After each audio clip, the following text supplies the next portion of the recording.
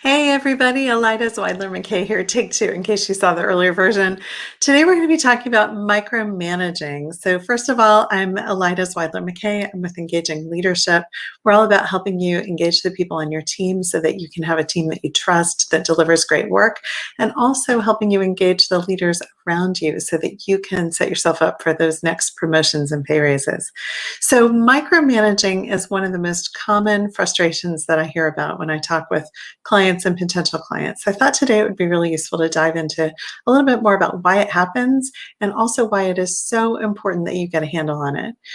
So micromanaging, whether you're the boss who finds yourself getting pulled into paying more attention to the details than you want to, or worrying over the work that one of your employees or staff members are doing, or whether you feel like your boss is breathing down your neck, micromanaging you, there are a few really common patterns that contribute to that happening. And at their core, they have to do with disconnect and distrust. So what do I mean by that? Well, disconnect can lead to micromanaging when you or the person that you're working with doesn't feel like they have a good handle on what it is that you're doing, or you don't have a good handle on what your staff member, team member is doing.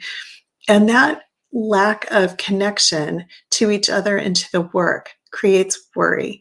So we are sort of hardwired to fill in gaps with concerns, worry, cautionary tales. That is how we have survived as a species for millennia, because we have, well, millennia? Anyway, however long we've survived, yeah. Because we're hardwired to go into the unknown with a sense of worry and a sense of trepidation and a sense of caution and a little bit of paranoia. So when we are in a relationship with somebody at work where things are a little disconnected, we don't quite know where they're coming from, we don't have a good sense of what they're working on, we don't have a picture of how they're thinking about the work or what they're doing with the work, that can lead to a lot of micromanaging, of feeling like we have to take back control because we just can't tell how they're crossing the territory. So we feel like we have to own it and control it. So that can be, disconnect can be one of the reasons that micromanaging happens. Distrust is obviously very related to that, because if you don't know where somebody's coming from or what they're focused on or how they're approaching a problem, there will be a sense of distrust. So trust comes from, and I'm quoting Francis Fry and Ann Morris here, kind of three sources. We need to have a sense of the other person's authenticity.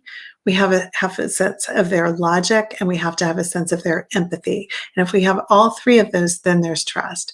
Well, when it comes to micromanaging, any one of those could be at play. We may not quite trust that the other person is logically taking the steps of the project the way we want them to, or our boss may not see that about us.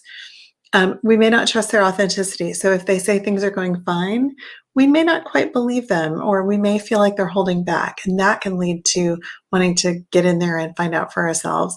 And then we may not have a trust for their sense of empathy. In other words, we may not trust that they know where we're coming from, or they know what we're worried about.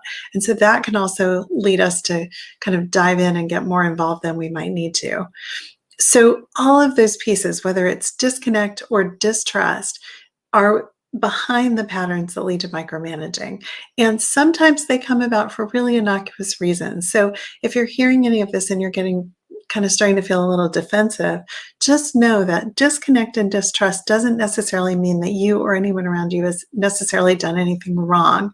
It's just that kind of static that shows up in the signal of a relationship. So just like you can be on a cell phone call and sometimes you have a really clear signal and you're hearing each other really well and the communication is going really well, other times you can be on a call that has a lot of noise in it, and that can lead to miscommunication, missignals, drop signals.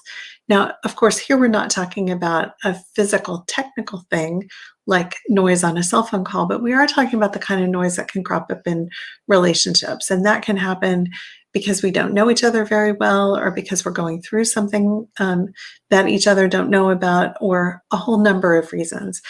It doesn't have to be that you or that the person who's working for you has done something wrong.